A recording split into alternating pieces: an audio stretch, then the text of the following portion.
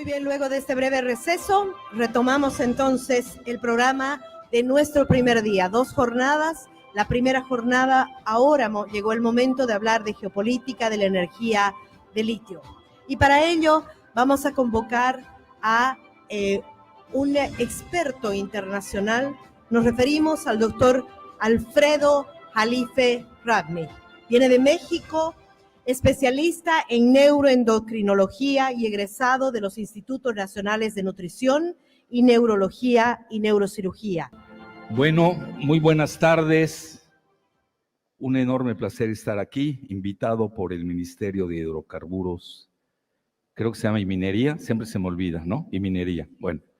Y bueno, pues estoy en la capital del litio del mundo, porque resulta que tienen las mayores reservas del planeta. Y ahorita voy a hablar una parte de eso, es de que hay un boicot deliberado en la prensa, en los multimedia de la anglósfera, donde no señalan prácticamente para nada a Bolivia, y del triángulo de Bolivia, Chile y Argentina, y no vengo a amarrar navajas, que conste. Citan mucho, inflan mucho a Chile, inflan igual desproporcionadamente a Argentina, pero para Bolivia hay mucho desprecio. Vean, yo me dediqué mucho tiempo a la neurolingüística y es muy fácil capturar hasta quienes escriben cuáles son sus tendencias. De inmediato lo nota uno. Y más cuando uno se dedica a la geopolítica. Bueno, dicho esto, empecemos con la primera diapositiva. Mi muy humilde opinión, vean, es muy diferente a otros análisis que pueden ser muy buenos desde el punto de vista técnico, hacen correlaciones interesantes, pero yo me dedico a la geopolítica y me invitaron a hablar de ello, entonces a muchos se van a sacudir o a asustar con muchas cosas que digo.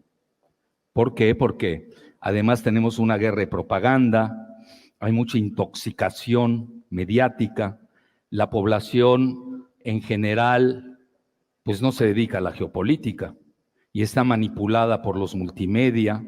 Entonces yo aquí voy a ser muy estricto en mi análisis y lamento si no le guste a unos o que le guste a otros, pero yo no estoy buscando quedar bien o quedar mal, es nada más dar los hechos reales y de ahí deducir cuál es la situación actual y qué es lo que sigue, sobre todo con una visión de prospectiva. Bueno, la primera, por favor, o yo lo tengo que manejar esto.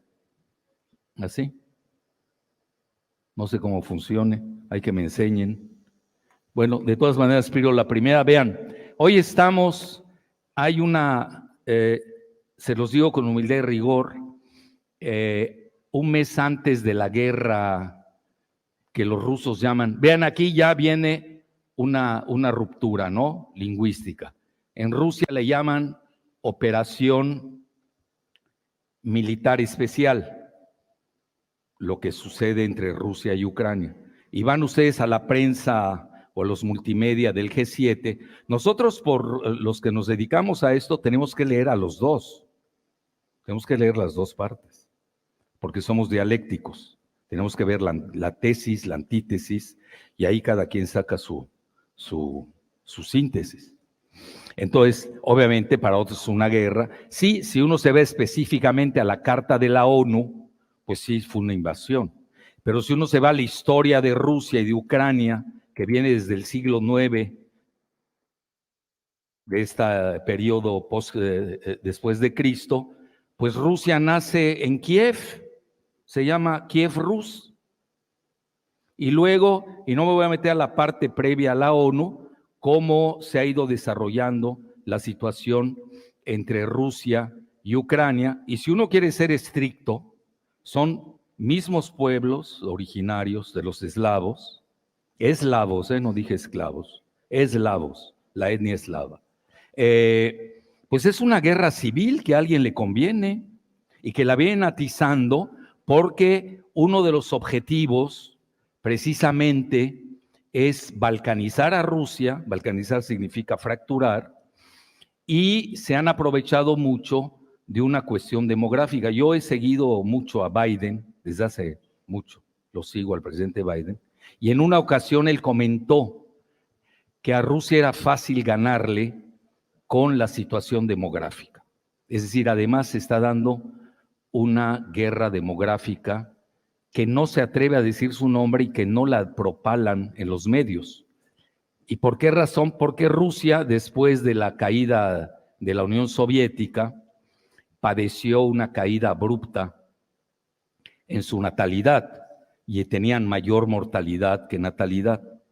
Y ahora se ha estabilizado. Incluso tuvieron una gran epidemia de SIDA, ya del SIDA ya nadie habla, e incluso pues habían infecciones, se inyectaban ahí con heroína, etcétera, etcétera. Entonces, ha sido una tragedia después de la caída del muro de Berlín, 1989, 1991, disolución de la URSS, y ustedes saben que Ucrania formaba parte de la Unión Soviética. Entonces ahí fue una grave derrota, incluso lo maneja Vladimir Putin, que fue una grave derrota, una catástrofe, así le llamo. Bueno, dicho esto, y ahí les doy inmediatamente mi opinión o mi hipótesis operativa. Estamos hablando de una guerra híbrida multidimensional. Es decir, no es nada más, no está situada solamente en Ucrania. A partir de Ucrania, no, diría yo, pongan ustedes Ucrania. Antes de Ucrania y después de Ucrania, inmediatamente después en ambos casos. Antes de Ucrania ya se veían las tendencias que se estaban dando en el mundo. En 2007, el presidente Putin hizo un discurso que no le hicieron caso, y lo pueden buscar, en Múnich, en una famosa conferencia de seguridad que se llama Wehrkunde, que es muy concurrida y es muy relevante, donde advirtió lo que iba a pasar, que habían líneas rojas y ellos no iban a admitir que la OTAN, primero que Ucrania ingresase a la OTAN, y que a partir de ahí, pues ya estando la OTAN en Ucrania, pues están en frontera con Rusia y con armas nucleares. Entonces, para ellos era un asunto existencial. Hasta dieron el ejemplo, a ver si acepta Estados Unidos que nosotros los rusos pongamos armas nucleares en México, etcétera, etcétera. Y también dieron el ejemplo de cómo México había perdido la mitad de su territorio, que no fue ni con Belice ni con Guatemala, fue con otro país más arriba. Bueno, pero a veces se olvida eso. Hoy ustedes a los jóvenes mexicanos les preguntan eso, no lo saben. Y si lo saben, al revés, dicen, no, es fake news. Creen que es fake news. Bueno, y hasta se quieren incorporar a Estados Unidos. Quieren ser. Lo que ves es que en Estados Unidos no los aceptan. Si los aceptasen, ya se hubieran integrado a Estados Unidos. Bueno, entonces dicho esto, ahí tenemos en Ucrania, se da el evento, como le quieran definir, y yo la he denominado como una singularidad, que eso los físicos lo entienden muy bien. Es un evento de tal magnitud, pero que tiene enormes repercusiones. Y hoy estamos prácticamente en la fase de post-Ucrania, en donde hay tiene muchas metástasis, vamos a ponerlo así para que se entienda. Las dos principales son, escuchen bien, la geoenergía, soy un tema de energía, el litio forma parte de él, ustedes también tuvieron gas, siguen teniendo gas, están descubriendo petróleo, etcétera, y los alimentos. Esos son los dos rubros que más han tenido impacto a raíz de la singularidad llamada Ucrania. Y de ahí podemos ver muchas cosas. Vean, por ejemplo, la singularidad de Ucrania, crisis geoenergética de alimentos, se dio. ¿Qué sucedió? ¿Por qué? Porque Ucrania es uno de los grandes graneros del planeta. Vean, todo lo que está sucediendo en Argentina, ahorita lo estaba hablando con Federico Nasí, forma parte de esta guerra alimentaria global, que a veces no la queremos ver, bueno, por toda su dimensión literalmente global. Pero Ucrania era hay muchas guerras que se dan adentro y no les quiero romper la cabeza. Una de ellas es de que Ucrania, sobre todo la parte funcional que hoy controla Rusia, pues tiene la tierra, una de las tierras más fértiles del mundo, que se conoce como la Tierra Negra o Chernósen. Y hoy Rusia, si usted recuerda en la época de Carter, cuando les hacen a la Unión Soviética de aquel entonces el famoso boicot, les pegan por el lado alimentario y el boicot alimentario. Y ahí aprendieron los rusos, bueno, entonces soviéticos, que había que pasar, que había que ser autosuficientes. Al final del día estamos teniendo una lucha en las grandes potencias que buscan su autarquía, su autosuficiencia, que no es sencillo, porque muchos dependen de otros y ahí es donde empiezan los problemas de control, de lo ajeno. Entonces, esas dos consideraciones son fundamentales. Vean, y luego viene en el 2008 la grave crisis financiera, que ni es de China, ni es de Rusia, ni es de India, en Estados Unidos, en Wall Street, por su orgía especulativa, y se da la quiebra del banco Lehman Brothers. Pudieron haber quebrado otros. No voy a decirle cuáles, porque quizás aquí tengan sucursales y no me quiero meter en problemas legales. Pero a lo que quiero llegar es de que sí se tambaleó el sistema estadounidense en 2008, con todo lo que ya saben ustedes. Las calificadoras que no calificaban. ¿Por qué? Porque los controla la misma banca. Yo que me he dedicado mucho a ese tema, bueno, ¿y quiénes controlan a las calificadoras? ¿Quiénes las califican? Pues los mismos grandes bancos, los megabancos, los gigabancos. BlackRock, Vanguard, Fidelity, State Street, y controlan todo, hasta los otros bancos que ustedes conocen y prácticamente a toda la bolsa de Wall Street. Bueno, para eso hay que dedicarse a las geofinanzas. Entonces, a lo que quiero llegar es de que estamos ante un cambio de paradigma brutal. Y en 2008 le quisieron endosar, era presidente Obama y era vicepresidente Biden, la crisis se la quisieron endosar a China. Y ahí dijo China, yo ya no juego, no me conviene. Y ahí es donde empieza el acercamiento entre, bueno, ya había empezado, pero ahí empieza un acercamiento muy interesante. Y entre Rusia y China, que hoy están prácticamente en un G2, aunque no se atreve a decir su nombre, y estamos ante una fractura global en el planeta, que eso a mi juicio hay que entenderlo bien. Por un lado tenemos Estados Unidos con la OTAN y la Unión Europea frente al G2 de Rusia y China, y alrededor de ellos sus aliados. Algunos podrán adaptarse y ajustarse a un bloque y otros podrán ajustarse y aliarse a otro bloque. Eso es lo que estamos viviendo hoy en la actualidad y Bolivia no es la excepción. Al revés, ahorita les digo un dato muy importante. Hoy se dio la cumbre tectónica, bueno, ayer y antier, en Johannesburgo de los BRICS.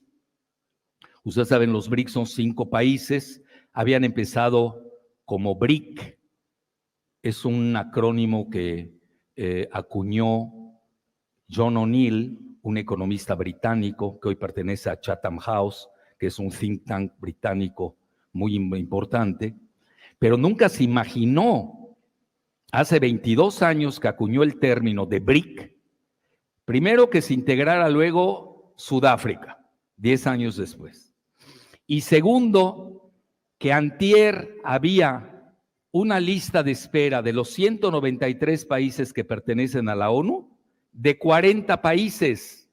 ¿Escucharon bien cuántos querían ingresar? 40. Pues solamente ingresaron 6. Bueno, eso es una notición. Y ahora les voy a explicar cuál es mi lectura. Me acaba de entrevistar el portal ruso Sputnik, y creo que le gustó tanto a quien me entrevistó que le van a dar ese título, lo pueden consultar al rato, el de que cumbre tectónica de los BRICS, ingresan 6 países, y ahorita les explico por qué. ¿Quién salió ganando? ¿Qué sector? El geoenergético. Es decir, si no entendemos nosotros que hoy tenemos un bloque llamado BRICS, geoeconómico, y tenemos otro bloque llamado el G7, que está cayendo, está en decadencia. Hoy los BRICS, que son 5, bueno, eran 5, frente al G7, cuando se mide el Producto Interno Bruto por Power Purchase Parity, como se le llama, o poder de paridad de compra o poder adquisitivo, ya superaron los ingresos del G7. Esas son las tendencias. Entonces ustedes me dicen, oye, ¿cómo es que pasó lo de los BRICS? No, ya venía esto.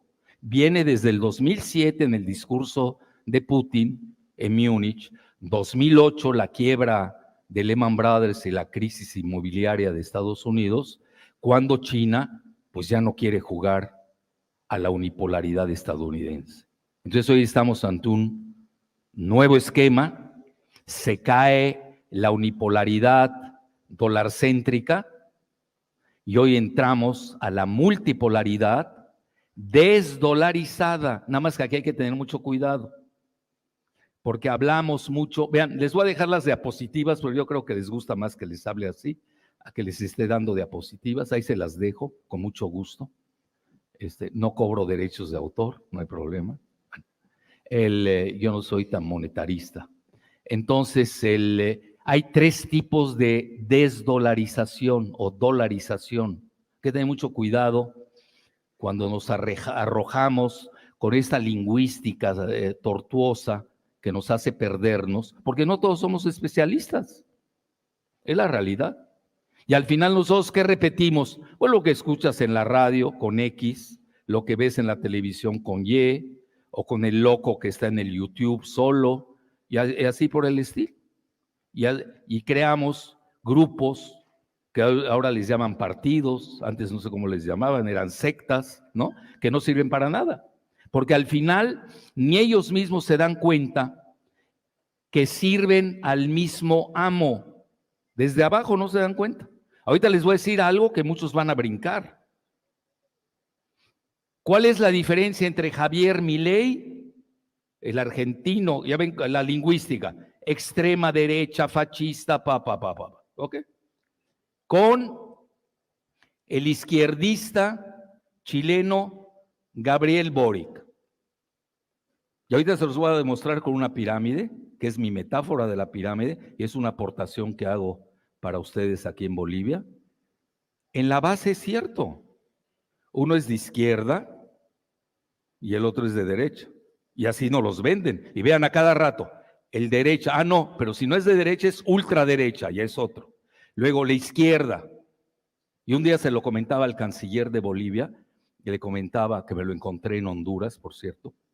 Le decía que para mí, bueno, eso de la izquierda yo ya no lo entiendo, porque ya hay muchas izquierdas. Tienes la izquierda demonizada, que no quiere el Departamento de Estado. ¿Quiénes son? Venezuela, Nicaragua y Cuba. Ahora resulta que no son de izquierda. Bueno, pero ¿quién definió eso? Marx ya se murió. Ellos están siguiendo los preceptos de Marx. Y resulta que el Departamento de Estado me va a decir quién es de izquierda y quién no es de izquierda. Bueno, vamos a aceptar su lingüística, porque al final los vamos a agarrar en sus contradicciones. Y luego tienen la izquierda, que yo le puse así, travesti, literal, manejados por George Soros, que es un filántropo, que mueve los hilos. ¿Cómo puede ser un filántropo de izquierda, mega especulador en la bolsa de valores? Que alguien me la platique, para empezar. Bueno, vamos a aceptar, siguiendo a aceptar esa lingüística aberrante. Bueno, ya hay varios, Yo nada más le cito a Boric. Para mí Boric, bien definido, siguiendo sus términos, es un izquierdista travesti. Y no me refiero a su amigo que está en España, no. Me refiero políticamente hablando. Y es ilegítimo, impopular. Y ahorita van a ver en qué se parecen los dos. Milei abiertamente dice que él es aliado de Estados Unidos y de Israel. Yo estoy hablando de geopolítica, no estoy haciendo invenciones. Y que los chinos son asesinos. A ver, obviamente es una persona anti-BRICS. Si llega a la presidencia, va a ser anti-BRICS. ¿Están de acuerdo o no? Bueno. Y aquí del lado derecho, o del lado izquierdo, travesti, perdón, tenemos a Gabriel Boric, chileno, que criticó la invasión de Rusia a Ucrania.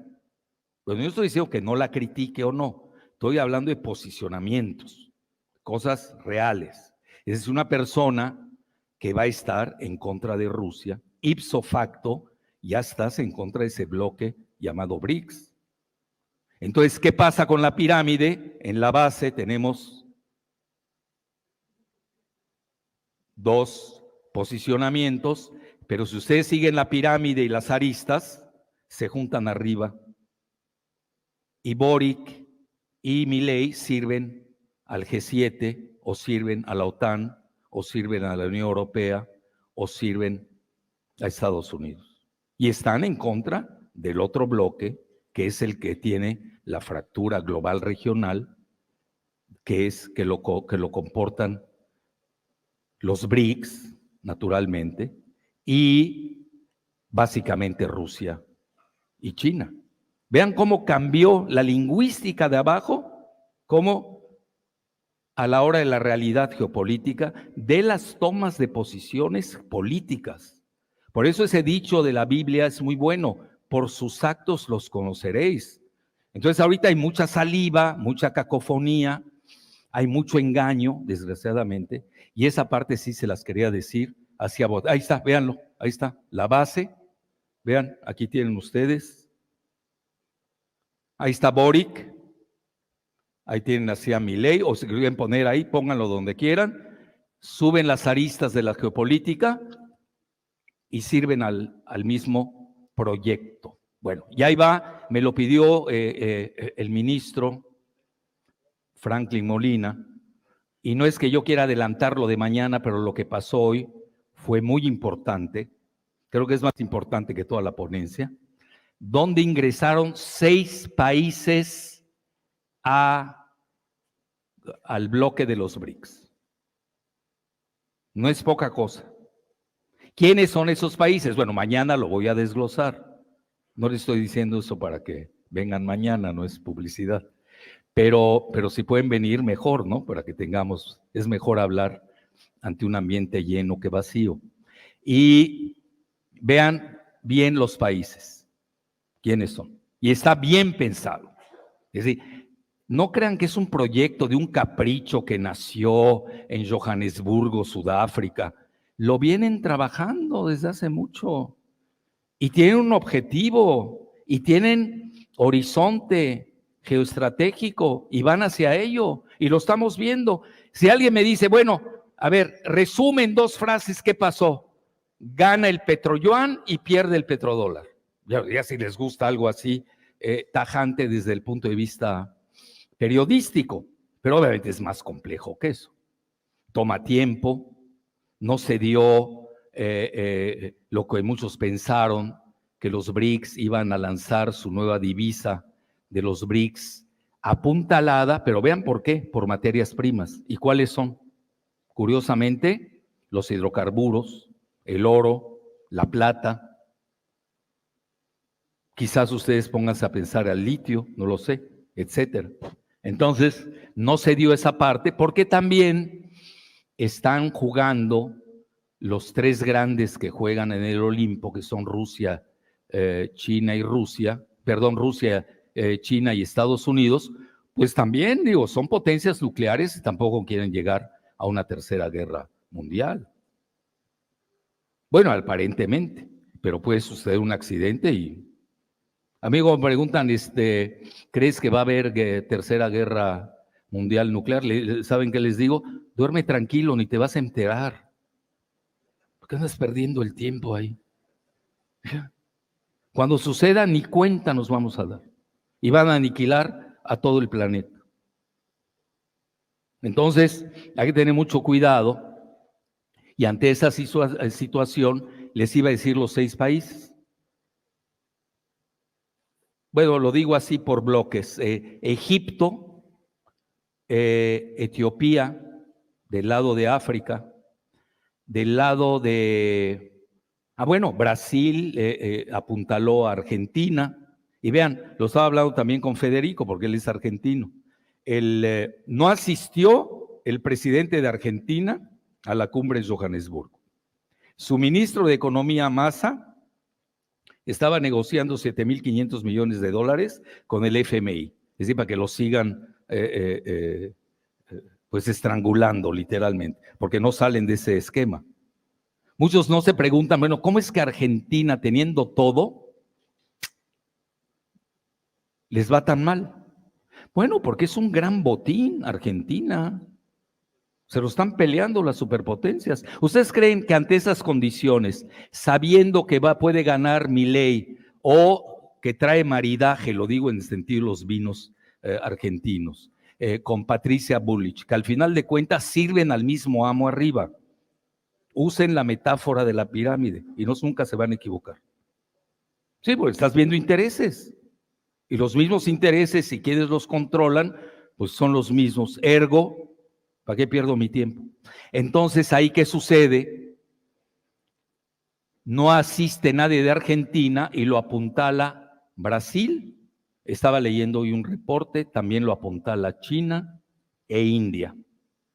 Muchos a veces no entienden por qué India, qué está haciendo esto. Que por cierto, India llegó muy fuerte a esta cumbre por una sencilla razón. Lo digo independientemente de que yo colabore o no con un portal ruso, chino o francés. Eso me tiene sin cuidado. Rusia fracasó en su intento de alunizar el día 21 en la parte del polo sur de la Luna. Y ayer, el día 23, India tuvo la gran proeza de alunizar en la parte del polo sur de la Luna. Bueno, había festejo nacional en la India. Ustedes ven las imágenes, el orgullo del pueblo indio, feliz de que su gran tecnología haya conseguido esa gran proeza. Yo no sé cómo le van a llamar a su astronauta o cosmonauta. Vean, tampoco ahí la lingüística se pone de acuerdo. Los americanos o estadounidenses le llaman astronauta a los hombres que van al espacio. Y los chinos, taikonautas. Entonces, a lo que quiero llegar, pero no tiene ningún peso, ninguna ponderación. Créame que pesa más de lo que uno se imagina. La imposición del lenguaje. Yo por eso ahorita estoy en una tesis que estoy personal, toda la geopolítica de la lingüística, cómo nos dominan a través del lenguaje. Y ni nos damos cuenta. Quizás yo sea un siervo igual de esa lingüística geopolítica y ni me dé cuenta con los términos que uso. Porque te van endoctrinando, te van suavizando, te van metiendo los términos, luego viene la publicidad, que ya tienen su terminología hecha, ya las vamos repitiendo, etcétera, etcétera. Es un juego muy peligroso. Bueno, entonces, la siguiente, por favor.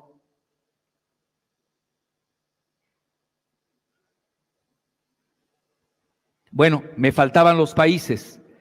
Los 4 siguientes, ya quedamos Etiopía, Egipto. Ojo, Egipto, la primera potencia petrolera de África. No crean que lo escogieron así por al azar. Tenían 40. ¿A quiénes escogieron?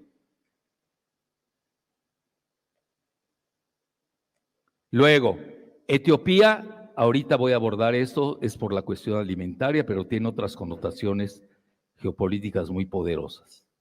Luego, a Irán, segunda potencia gasera del mundo, detrás de Rusia. Arabia Saudita, primera o segunda, depende quién haga las estadísticas, de petróleo.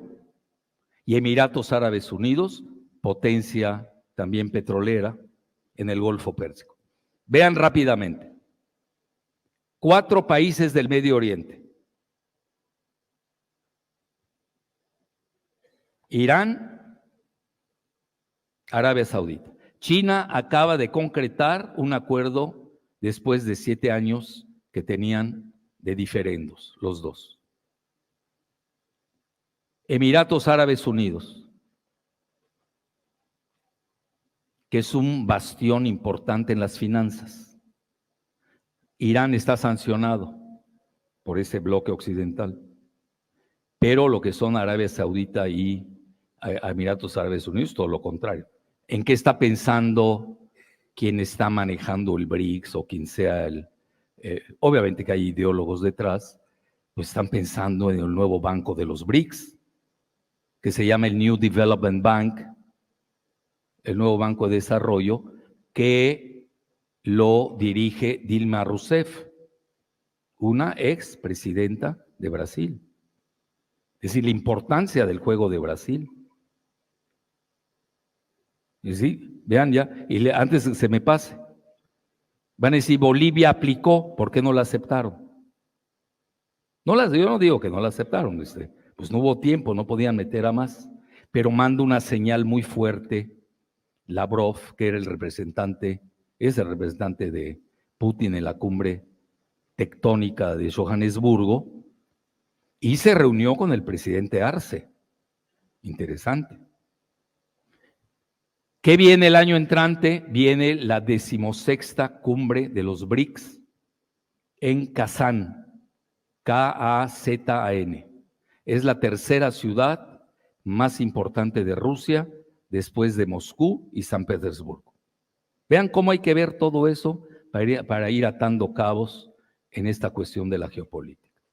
Y obviamente ahí es un bastión cerca de Asia Central, y Rusia, siendo el anfitrión, pues va a tener la posibilidad de lanzar algunos candidatos. Desde ahora se los digo, si se cae Argentina o no se cae Argentina para que no ingrese a los BRICS, parece ser que ya la candidata Bullrich, que pertenece al esquema de la anglósfera. Yo por eso hablé de las Malvinas financieras. Yo no entiendo cómo patriotas argentinos que lucharon contra los que controlan las Malvinas desde el punto de vista militar, que ahora ya le van a llamar Falkland seguramente, con Milei o con Bullrich, no se dan cuenta que financieramente, con la dolarización, van a depender de quienes controlan las Islas Malvinas.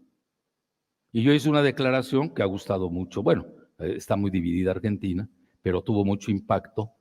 Hablo de Malvinas financieras. Las otras son militares, esas son financieras. Pero ¿quién controla? ¿Quién controla la dolarización? ¿Quién emite los dólares? La Reserva Federal de Estados Unidos. De los 3 pilares que tiene un país de la soberanía, que así se llama la soberanía, una es la defensa de los ciudadanos, otra la defensa del territorio y la otra es la emisión de la moneda. Si ellos no quieren emitir sus pesos argentinos, que no valen nada, y con justa razón, van a adoptar el dólar. Bueno, ¿y quién va a emitir el dólar? La Federal Reserve. ¿Y a poco Estados Unidos le va a dar dólares a Argentina porque lo pide Milei? Pues hay un esquema que se llama seigneurage, que viene del francés medieval, donde el siervo le pagaba al amo por usar su moneda, por emitirla. Búsquenlo, señoraje, seigneurage. A mí me tocó, para México, estuvo muy de moda en la época del 2000, me pidieron, no puedo decir cosas, son privadas, además era una consulta confidencial, me pagaron muy bien, no lo niego, alguien muy arriba, ¿no?, que estaba en el gobierno, ¿qué nos conviene? ¿Entramos al señoraje o no? Era con Guillermo Ortiz Martínez, me acuerdo. Un caballo, igual que caballo en Argentina, son socias. Ya saben, hay un castizo, un socia es como un clon, con doble S, socia, no socia con C. Aparte que pueden ser socios, eso ya no me consta, pero con doble S, socia. Idéntica política, pues ¿cómo no? Pues son los empleados. Era la moda de querer dolarizar. Fíjense qué importante, 2020. Y hoy estamos en 2023, 20 años y pico después, estamos desdolarizando. Cuando John O'Neill habló de los BRIC sin Sudáfrica, su idea era incrustar a 4 grandes geoeconomías bajo el esquema del G7, pero para que siga prosperando y avanzando la anglósfera. Le hace la City de Londres y Wall Street. Esa era la idea. Ahí está su escrito. Nosotros en posgrado lo estudiamos. Yo creo que hay que leer esas cosas. Y no que me dice el locutor mientras voy yo al trabajo en mi carro, que el locutor ni entiende lo que está leyendo, que se lo da una agencia que además está controlada por otros intereses. Ustedes se van más arriba y van a caer en el Olimpo, en la cúspide del Olimpo. Entonces ahí tienen ustedes cómo varió, y hoy estamos ante una circunstancia diferente. Hace 22 años, pues ni había G2, ni existían, pues prácticamente, él pensó en el término BRIC, y hoy ya tenemos 6 países más. Entonces ya les dije, 4 países del Medio Oriente, incluyendo a Egipto, Etiopía, y se empiezan a ver ya más la profundidad del acuerdo, van a ver cosas muy interesantes. Bueno, yo a eso me dedico, además viajo. Yo acabo de estar en una gira personal de 70 días en 10 países. Estuve en el Medio Oriente, estuve en Pakistán, estuve en India, estuve en Indochina y acabé en Hong Kong para ver cómo funciona la banca HSBC en Hong Kong. Porque ese es el sistema con el que se mueve el G7. Y obviamente es un esquema diferente al que está planteando los BRICS. Entonces, si ese es hoy, y la noticia, precisamente porque me lo pidió el ministro Franklin Molina, se las adelanta, y ahí está el tema de la energía. ¿Por qué recibe Lavrov o por qué se encuentra con el presidente Arce? Están pensando en el litio de Bolivia. Lo tienen muy claro. Entonces fue una cumbre, si ustedes me preguntan, pues casi geoenergética. Y obviamente entra la cuestión de los alimentos, porque seguramente ustedes habrán seguido que casi un mes antes se dio una cumbre en San Petersburgo con varios países de África, representando a 40 países, y el presidente Putin se reunió con 3 mandatarios de África.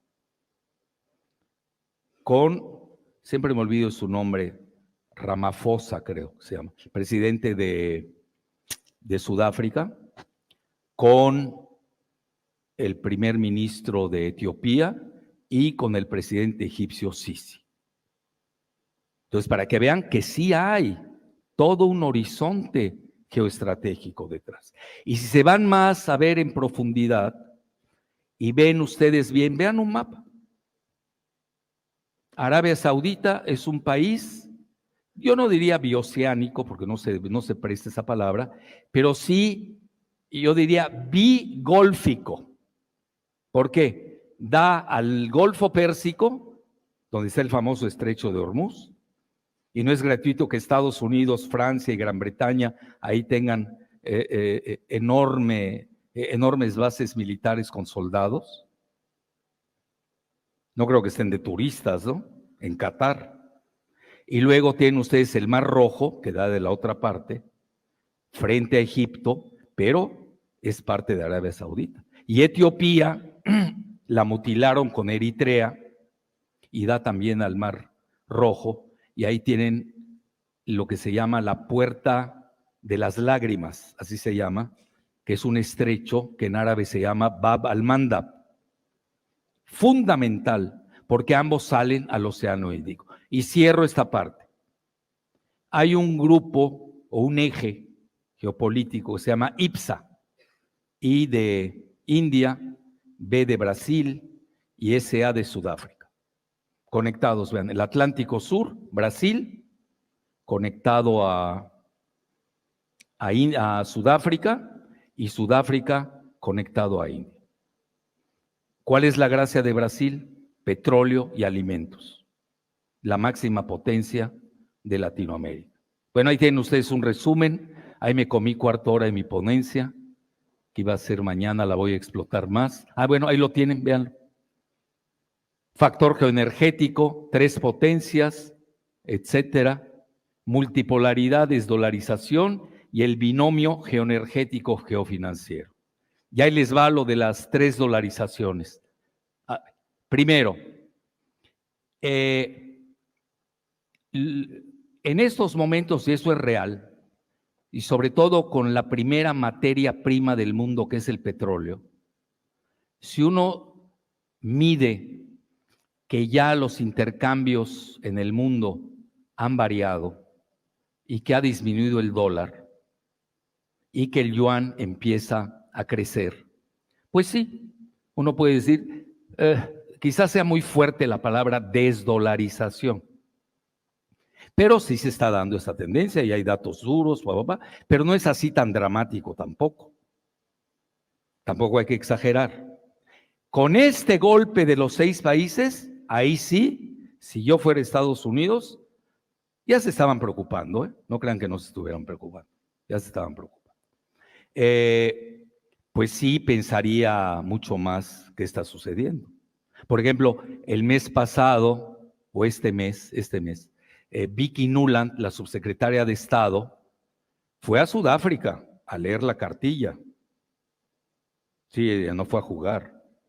A ella le endosan que usó $5,000 millones de la CIA para dar el cambio de régimen en Kiev en 2014. ¿2014 o 18? 2014. Oye, no estamos jugando ahí con Vicky Nuland. Y acaba de hacer su gira, fue a Sudáfrica, fue al Congo belga, el anterior, que se llama República Democrática del Congo. ¿Y a quién creen que va a la República Democrática del Congo? Por el cobalto, nada más. Y luego se da el golpe militar en Níger y pasó a Níger también a leer la cartilla a los militares. ¿Por qué? Porque Níger es un gran productor de uranio, del cual depende Francia en gran medida, y ahí es todo un tema lo que está en juego. Porque si también Nigeria se mete a invadir a Níger, bajo este esquema que tienen de su OTAN de ahí regional, de la parte occidental de África, que se llama ECOWAS, así suena, etcétera, pues cuidado que Nigeria es productor de petróleo y pertenece a la OPEP. Entonces, todas esas cosas hay que ver, todas esas variables y lo que implica. Y vean, entonces esa parte de la dolarización hay que tener mucho cuidado. Yo creo que esa sí va bien. Bueno, sí va bien desde la perspectiva de Rusia y China, e incluso de India, que ya ven toda la prensa de la anglósfera decía que se iban a matar los chinos y los indios en Johannesburgo. Sucedió todo lo contrario. Es decir, si hay visión de futuro, eso es lo que yo quiero decir, y son esquemas muy fuertes de construcción que se están moviendo. Yo no veo, por ejemplo, hoy a un G7 aceptando a México, por ejemplo. No lo veo. Etcétera. Entonces, la segunda desdolarización, pues yo la viví, ustedes la están viviendo aquí, la sequía de dólares. Vean Argentina, sueñan con tener $1. Y ahorita en mis viajes, pues lo que usaba era dólares. No me aceptan pesos mexicanos en Laos, en Camboya, en Indochina, quizás en Hong Kong, pero me los abaratarían demasiado. En Pakistán, todo el mundo se mata por el dólar. Entonces hay que tener mucho cuidado de qué desdolarización estamos hablando. Y la otra, que es así, es la piedra de toque del sistema monetario internacional, que es el sistema que le llaman de reserva de divisa. Esa es la fuerza de Estados Unidos. Si ustedes hoy me preguntan cuál es la verdadera fuerza de Estados Unidos, bombas nucleares, no. Tiene más Rusia. Misiles hipersónicos, no. Ya lo rebasó Rusia y China. Inteligencia artificial, no. El Pentágono acepta que China le lleve una delantera de 15 a 20 años. ¿Cuál es la fuerza de Estados Unidos? Su dólar. Esa es la guerra. Porque ustedes aquí pueden tener una gran producción de litio, les va muy bien, toda la cadena que nos mostró el ministro Franklin, te meten una devaluación y te hacen pedazos. Todo lo que vendiste te hacen papilla. No te sirvió de nada. Trabajaste para otros. Las cosas hay que verlas en forma holística. Entonces hay que tener cuidado. La verdadera esa es la batalla. Reserva, el dólar de reserva. En inglés le llaman reserve currency. Los chinos que saben del tema dicen va a durar 5 años, como que ellos traen más prisa. Los rusos no, dicen puede durar 10 años. ¿Quién lo puede saber? Hoy yo lo comentaba precisamente. Pues dime cómo va a estar la situación interna en Estados Unidos, la situación doméstica en Rusia y la situación en China. Porque eso es dinámico, no es estático. Y obviamente vamos a estar viendo movimientos acelerados. Hoy quizás nada más entraron 6 a los BRICS. El año entrante no sabemos cuál va a ser el epílogo de la guerra de Ucrania, que ya se sabe cuál va a ser el epílogo. Pero imagínense el efecto de una derrota de la OTAN en Ucrania. Va a ser tremendo. Vienen elecciones en Estados Unidos. Hoy estaban a punto de encarcelar a Trump. Cómo se están peleando. Los asuntos del hijo de Biden. Todo eso hay que verlo. Bueno, entonces en resumen, yo aquí les digo, la desglobalización, porque ya se acabó. Muchos no se enteran que ya se acabó la globalización. Bueno, ya prácticamente todo el planeta lo reconoce. Hablan de una globalización, por ejemplo, ustedes oyen a los chinos y a India hablar de globalización, pero no es la globalización financiera de Estados Unidos y de Gran Bretaña. Hay que tener mucho cuidado. Otra vez regresamos a las contradicciones de la lingüística. La de ellos es financiera, con papelitos nos tienen dominados, es la realidad. Y la globalización de la que hablan China e India es más económica.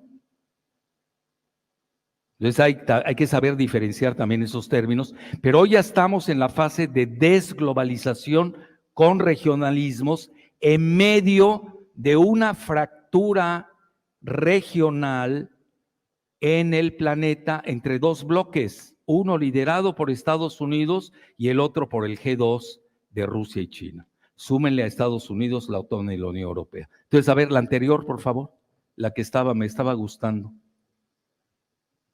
Bueno, ahí son 2 artículos que acabo de publicar en la jornada. Uno viene de O'Neill, el que acuña el término. Bueno, este mismo artículo, se los digo con humildad y rigor, lo publicó, ¿cómo se llama? United World International, está en Turquía, y ahí lo pusieron, el mismo artículo. Es decir, sí está teniendo impacto en muchos países del Medio Oriente. Turquía no es cualquier país. Y la otra, ¿dónde está la de O'Neill? Bueno, se los digo, O'Neill con desprecio lo entrevistan en el Financial Times y dice que pensar en una divisa BRICS es ridículo, porque no les conviene. ¿Y por qué razón es ridículo? Porque, bueno, esa es la tesis de él, ¿no?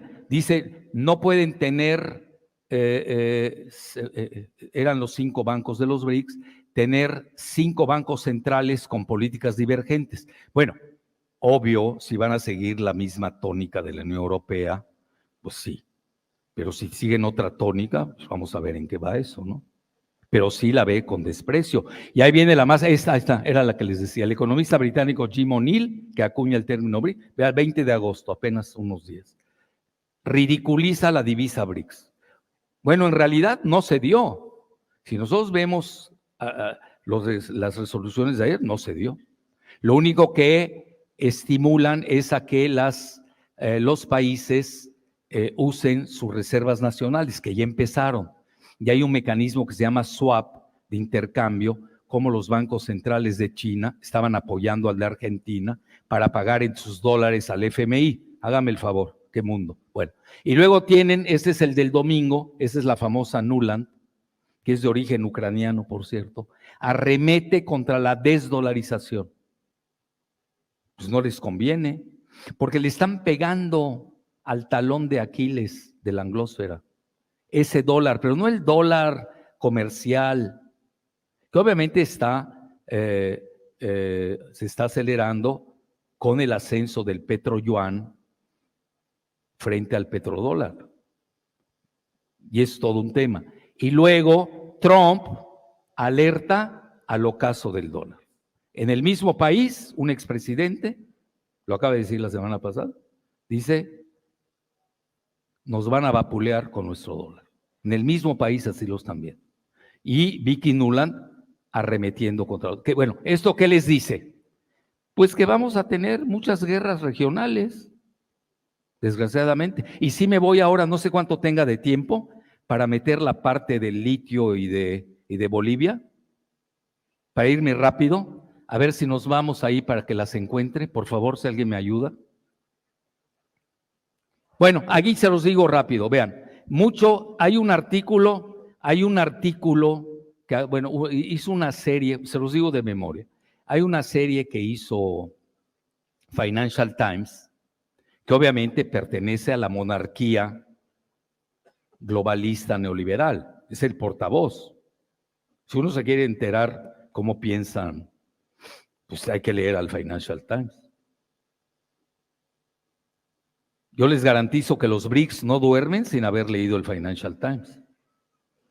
Y hicieron 2 series de cómo viene las superpotencias de las materias primas. Se los resumo más o menos. Viene el auge del cobalto, del níquel, del litio. Naturalmente tenían que abordar la parte de Bolivia. La tratan con desprecio, se los digo abiertamente. Le echan muchas porras, muchas loas a Chile.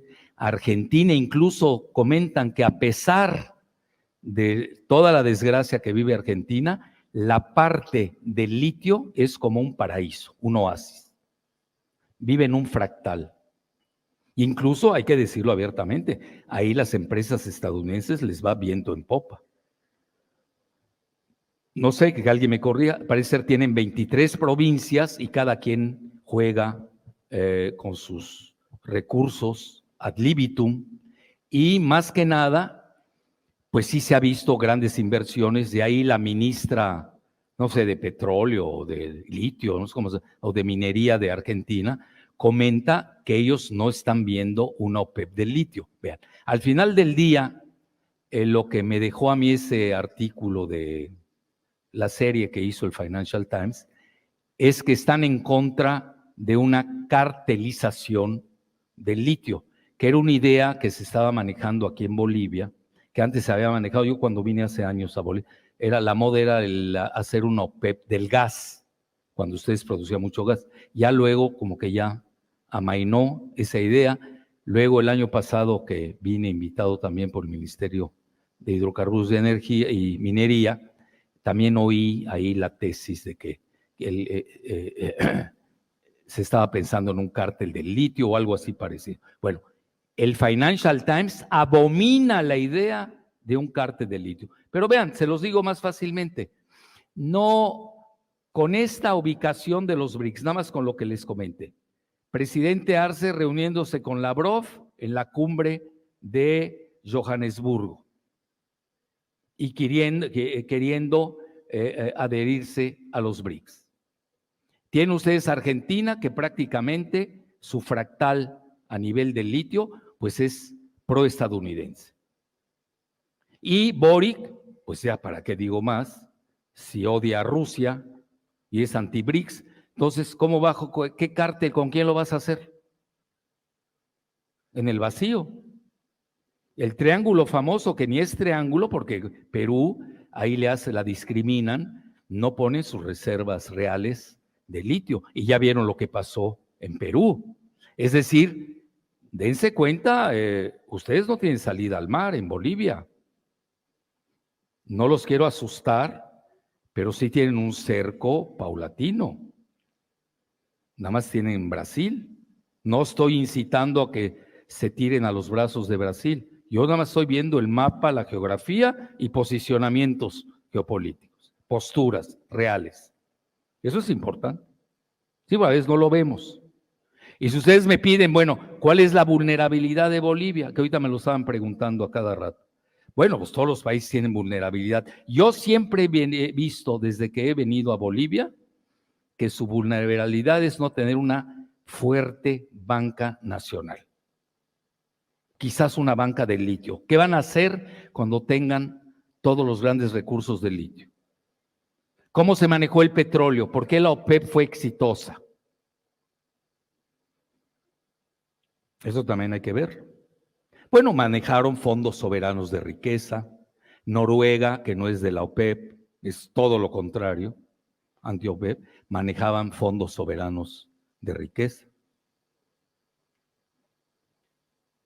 Y luego tienen la famosa frase, que ya para no estarse perdiendo y escuchando locutores, comentaristas y lo que sea, la generala Laura Robertson, que ahí lo traía yo hasta él. Vean, ahí está, The New Commodity Superpowers, ahí lo tienen. El nuevo orden energético es dos partes. Vean, yo soy de la idea, y siempre le enseño eso a mis alumnos, hay que leer hasta los que no nos gustan. Bueno, porque eso nos dedicamos, estás haciendo análisis. ¿Qué quieren? ¿Qué buscan? Yo de inmediato detecté que quería el Financial Times.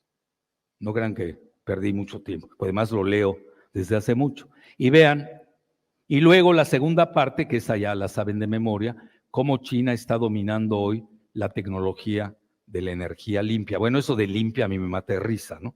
Ahora resulta que el gas es limpio, vean la lingüística, ¿no? Y que la energía nuclear es limpia. O tienes un Fukushima y tienes un Chernóbil y tienes un 3 Mile Island, pues yo no sé qué quiere decir limpia, que me tienen que explicar ya esos términos. Pero lo usan y le clavan a uno que es limpia.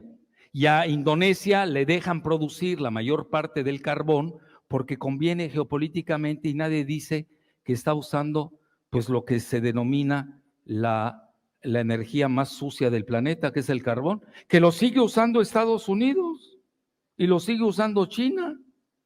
Que lo han disminuido es otra cosa, pero la siguen usando. Y entran factores políticos domésticos y geopolíticos para dejar de usarla. Entonces, vean, yo esas quimeras y espejismos lingüísticos hay que tener mucho cuidado con ellas, mucho. Bueno, y ya aquí esta parte que les decía de las superpowers, los new commodity, etcétera, y concluyo que les voy a dar un ejemplo de México con el litio. Ya con eso, y si alguien me encuentra el artículo, lo voy a agradecer y con eso concluyo. Es un artículo que hice una investigación, salió en Sputnik precisamente, en que como la secretaria de... Esta vale oro. Entonces vean, yo esos términos de izquierda-derecha se me hacen caducos, anacrónicos. Son del siglo XVII. Con Carlos II lo usaban en el Parlamento británico. Los conservadores se sentaban del lado derecho y los que seguían a Cromwell se sentaban del lado izquierdo. Definición del siglo XVII. Les recuerdo que estamos en el siglo XXI. La pobreza de las ciencias políticas y de las ciencias sociales. No han cambiado sus términos. Por ejemplo, yo no acabé de decirles cuando estaba hablando con el canciller boliviano y me dice, bueno, ¿y nosotros, Bolivia, en qué estamos? ¿Somos travestis o somos marxistas. Le dije, no, ustedes son como nosotros en México, son izquierda híbrida, porque tienen de las dos. Se lo dije ahí, y le gustó, por cierto, le gustó. Bueno, no sirven esos términos, créamelo, nada más sirven para confundir. Y en México, entonces yo agarré e hice un libro hace 2, 3 años y opté por esta nueva dicotomía, que hoy yo cambiaría el título, porque la palabra nacionalismo aterra, y luego la agarra el Financial Times, comunistas, van a expropiar, van a hacer, Entonces, uno va aprendiendo también sobre la marcha. Hoy yo le pondría soberanistas contra globalistas. ¿Quieren la realidad? El soberanismo va ganando, ¿eh? Los globalistas, pues perdieron con la globalización. Nos guste o no, y ahí tienen los dos bloques, etcétera, etcétera. Y de cara a la verdadera dicotomía que se va a dar con la inteligencia artificial entre Estados Unidos y China. Entonces, vas a seguir tú hablando de izquierda, derecha, ultraderecha, ultraizquierda, te vas a perder, no vas a entender el mundo. Desgraciadamente, ¿eh? Bueno, entonces, ya usando esto de la dicotomía globalistas contra soberanistas, hice un artículo, véanlo, Albright Stonebridge Group, Rothschild, Soros, al asalto de litio en Sonora. Resulta que en México tenemos un lugar que se llama Bacadehuachi, en el norte, frontera con Estados Unidos, bueno, es más frontera ahí con Chihuahua, pero de todas maneras al norte del país. Y tenemos lo que dicen, es el mayor depósito de litio del mundo. Bueno, yo incluso fui con un partido mexicano, hicimos una peregrinación, llegamos hasta ahí, lo vimos, etcétera, etcétera. Entonces, ¿cuál era la importancia? Teníamos una secretaria de Economía que no sabía nada de economía, creo que por eso la pusieron, y estaba entregando el litio a uno de los dos grupos de poder de Estados Unidos. Porque si uno no sabe qué es Albright Stonebridge, pues era donde estaba Madeleine Albright. ¿Y quién es la alumna de Madeleine Albright? Vicki Nuland. Qué casualidad, ¿no? Es el grupo del Partido Demócrata. Cuando ellos traen un pleito con el grupo de Tesla, de Elon Musk, que es más cercano a Trump, y hoy, por ejemplo, se pelearon en público. Elon Musk criticó todo el gobierno mundial que tiene detrás George Soros. No lo digo yo, lo está diciendo el hombre más rico del mundo hoy, que se llama, porque a veces habla Jalife, pues ¿quién es Jalife? Elon Musk tiene 300,000 millones de dólares. Ha de ser verdad, ¿no? Ya saben cómo somos. Bueno, se están peleando los dos grupos por la posesión del litio en Sonora. Y se los digo con humildad y rigor, gracias a este artículo que lo leyó el presidente, que a mi juicio es soberanista. Vamos a ver su sucesión. No es que yo sigo con mi teoría de la pirámide, mi metáfora. Yo al final tengo que ver, bueno, si acaba la sucesión, una de las corcholatas, así les llamamos candidatas a la presidencia de México, es gente de George Soros. Entonces, ¿para qué me sirvió luchar por la soberanía energética petrolera de México si serví a mis enemigos? Que alguien me la platique. Por eso yo digo, hasta el corte de caja de hoy hay que ver su sucesión. Vean lo que le pasó a Correa en Ecuador con la sucesión. Eso hay que verlo. Entonces, ahí descubrí que esta dama, exsecretaria de Economía, entreguista totalmente, sin saber de economía, ya estaba haciendo acuerdos con Stonebridge, Albright Stone. Vean a qué grado, y no lo van a creer. Yo creo que con eso concluyo, porque si no, los voy a espantar. El gobernador de Sonora, de ese estado, propuso como su secretaria de Economía del estado de Sonora a la ex embajadora de Estados Unidos en México, Jacobson, que pertenece al mismo grupo de Albright Stonebridge Group. Digo, ¿alguien puede creer que un gobernador de una, no sé aquí cómo le llaman, provincia, o la gobernadora, digo, la embajadora de la máxima potencia en ese momento, acepte ser secretaria de Economía de un gobernador de los 32 estados del país? Platíquemela. Muchas gracias.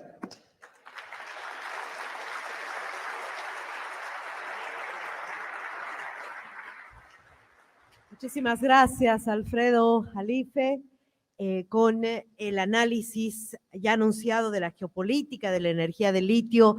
Además nos ha hablado acerca de los BRICS. Ahora, para concluir, queremos ofrecerles un panel de lujo en el que invitamos también al doctor Jalife que nos acompañe para un rápido debate y una prueba muy importante en las preguntas que hemos ido recopilando de nuestro auditorio. Gracias. Doctor Jalife.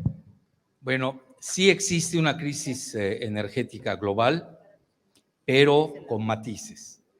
El país que tiene petróleo y gas, pues no sufre de la crisis energética. Y los que no, pues sí la están sufriendo. Esto se agudiza con la situación en Ucrania, cuando Estados Unidos, la OTAN y la Unión Europea se equivocaron y aplicaron toda una serie de sanciones que ellos le llamaron la opción nuclear. Es decir, le pegaron con todo a Rusia pensando que la iban a arrodillar, a grado tal que hasta sus reservas que tenían en el mundo occidental, los rusos, se las embargaron. Ya ni sé cómo se llama, hipotecaron, embargaron, aquí hay que buscar otro término lingüístico, ¿no? Lo real es que se los quitaron. Y resulta hoy que Rusia tiene el equivalente de esas reservas, las ganó vía el alza del petróleo. Eso es muy importante. ¿Y qué sucedió ahí? Pues Alemania, que aplicó las sanciones ciegamente, que dependía mucho de los gasoductos rusos. Luego viene todo el evento de Nord Stream 1, Nord Stream 2, que ya conocen, etcétera. Pues ahora tiene que importar energía de Estados Unidos, sobre todo el gas licuado, 9 veces más caro. Entonces está sufriendo una gran inflación. A Estados Unidos incluso le pegó la inflación.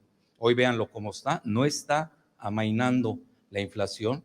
Entonces sí se dio, sí existe la crisis energética como tal, haciendo el matiz dependiendo si eres productor o si eres importador.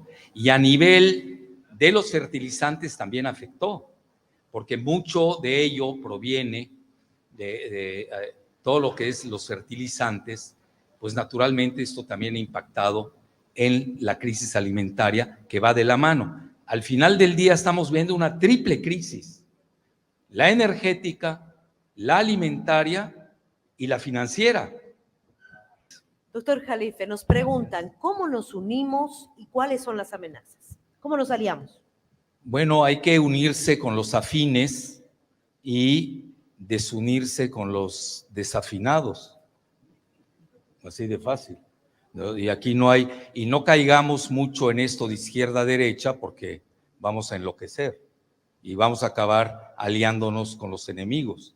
Vean, yo creo que hay que tener muy bien, ver bien la matriz operativa que está en juego en Latinoamérica. Obviamente que lo que es factible, para decir algo, con Bolivia, no lo es para México, que es Ucrania. México es la Ucrania de Estados Unidos. Es muy difícil que la suelten. Y además tenemos 40 millones de mexicanos en Estados Unidos. De los 6 ingresos principales del Producto Interno Bruto de México, 5 son dependientes de Estados Unidos, y no acabaría. Y naturalmente, pues por eso le llaman el patio trasero a México de Estados Unidos. Ahora, lo que estamos viendo hoy, corte de caja de hoy, y no quimeras ni espejismos, es que China domina geoeconómicamente América del Sur. Eso es una realidad. China no entra a México. ¿Por qué? Pues no la han dejado entrar. Centroamérica está en disputa.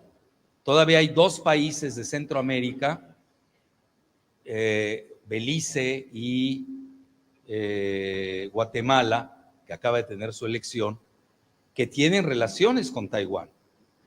Mientras que Honduras acaba de romper con Taiwán y se ha acercado a China. El resto de Sudamérica también es muy fácil de ver desde el punto de vista geopolítico. Tenemos en el Caribe el triángulo que se llama del soft belly, así se le dice, no crean que es un albur ni es nada de erotismo, se le llama el bajo vientre de Estados Unidos.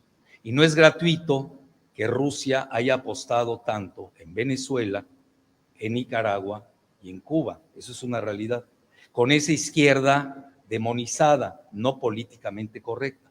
Y hay otra izquierda políticamente correcta para el State Department, que son Boric, el de Colombia, con todo mi respeto, etcétera, donde Estados Unidos tiene, le llaman cuasi 9 bases navales, bases militares, 9.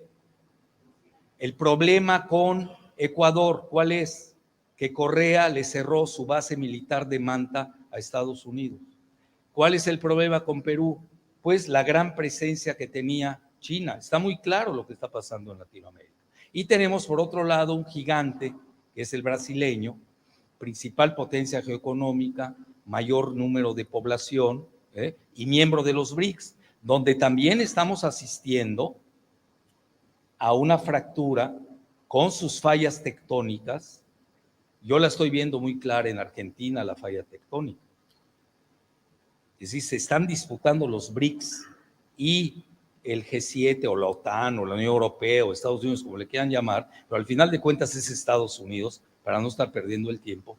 Obviamente que está en disputa Argentina. Lo vemos ahí con la cuestión del litio, con esas empresas que cambian de nombre en todos lados, etcétera. Entonces, yo veo a Latinoamérica como una región que yo soy muy metódico en esto, depende del nivel que estemos hablando. Yo haría niveles. Nivel geoeconómico, China ha tenido una mayor penetración que Estados Unidos. Nivel militar, depende de qué país estemos hablando. Ya les dije del Triángulo del Caribe con Rusia. Nivel financiero, esa es la gran vulnerabilidad de Latinoamérica. La peor. No tenemos banca. Por ejemplo, en México no tenemos banca nacional.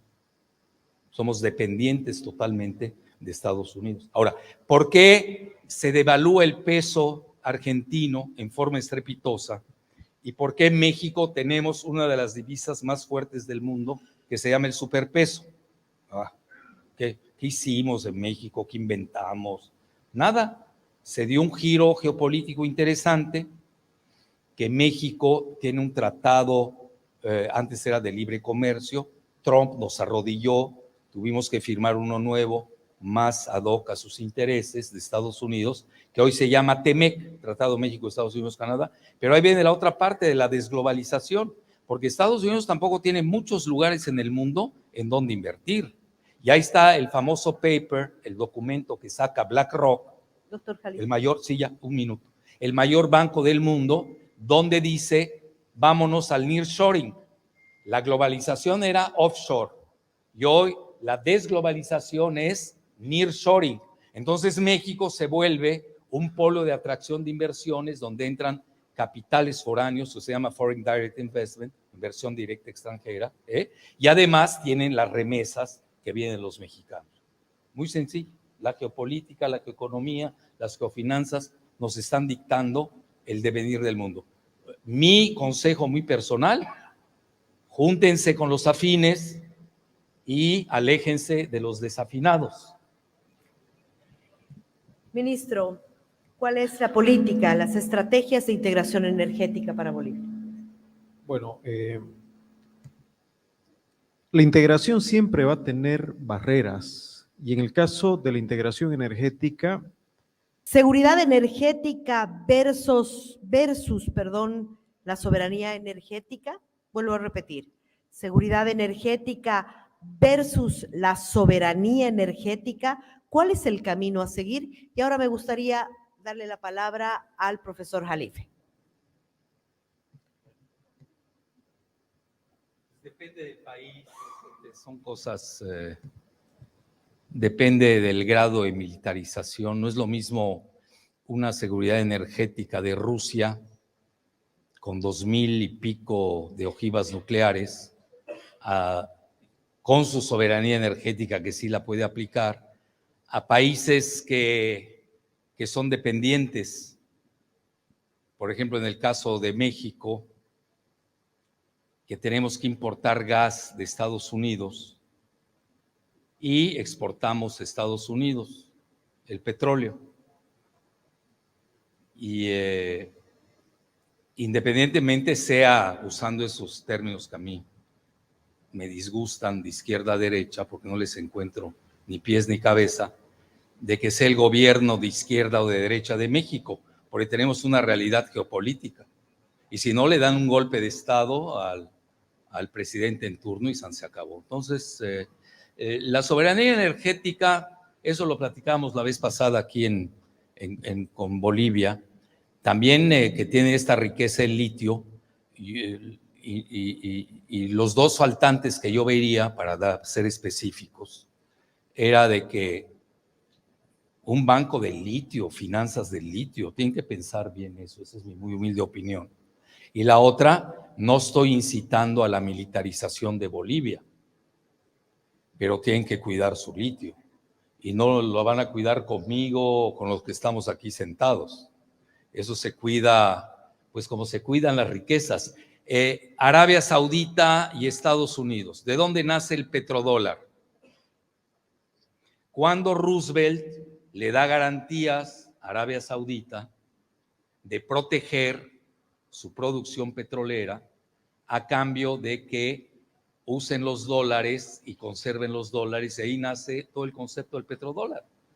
Hoy Estados Unidos, como se está cambiando hacia el este porque quiere contener a China y ya el Medio Oriente deja de ser tan trascendental como lo fue en el antaño, pues hoy vemos todo lo contrario, que Arabia Saudita busca otro tipo de paraguas militar, otro tipo de arreglos geopolíticos, incluso hasta se acerca con Irán, que fue su enemigo religioso y geopolítico en la región del Golfo Pérsico, con la bendición de China. Y ahora ya estamos en la fase del petroyuan. Es decir, no pasamos del petrodólar al petroyuan en un día o en otro.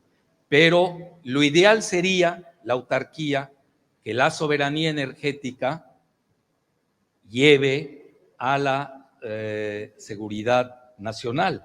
Y la seguridad nacional, hasta donde yo me quedé, lo dan los militares. Es decir, no lo da los civiles.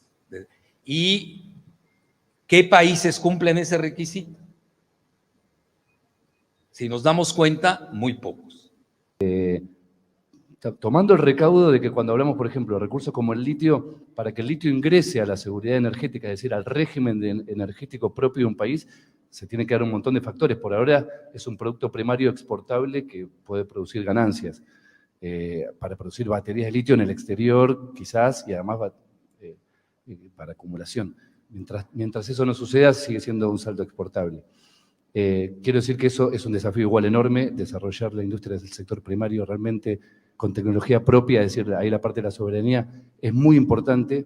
Esta premisa no es algo menor, a veces decimos simplemente exportamos carbonato de litio. Bueno, hacerlo de manera soberana, con tecnología propia, con desarrollo y una empresa estatal, es un desafío enorme, tanto como ha sido el desarrollo de nuestras empresas petroleras estatales, como YPF, que se creó en 1922. Ahí tenemos un antecedente interesante de integración también, ¿no? Se expandió ese modelo en toda América Latina después. Entonces, saltar desde ahí, desde ese desafío que es enorme, que es el que ahora está avanzando Bolivia, a integrarlo a un régimen energético seguro e igualitario, bueno, eso ya es de largo plazo, no atañe a una sola empresa como YLB, por ejemplo, en el caso de Bolivia, es todo un plan de desarrollo, ahí la integración va a ser fundamental también. Y creo que ahí ya no se parte desde esta idea semántica de la industrialización del recurso hacia la batería, porque eso en realidad encierra modelos de desarrollo también importados. Hay que pensarlo ahí sí desde arriba para abajo. ¿Qué buscamos? Transición energética, seguridad, igualdad energética. Bueno, ¿qué recursos tenemos? No solamente litio, tenemos muchos otros recursos, ¿no? Es decir, cuando por ejemplo en Argentina, con esto cierro, se desarrolló el plan nuclear, que es uno de los hitos tecnológicos del sur global, realmente casi un milagro, todavía existe, la Argentina es un país con tecnología nuclear, no se empezó en industrializar el uranio. El plan fue desarrollar la tecnología nuclear porque era estratégica. ¿Qué tenemos? Bueno, tenemos uranio.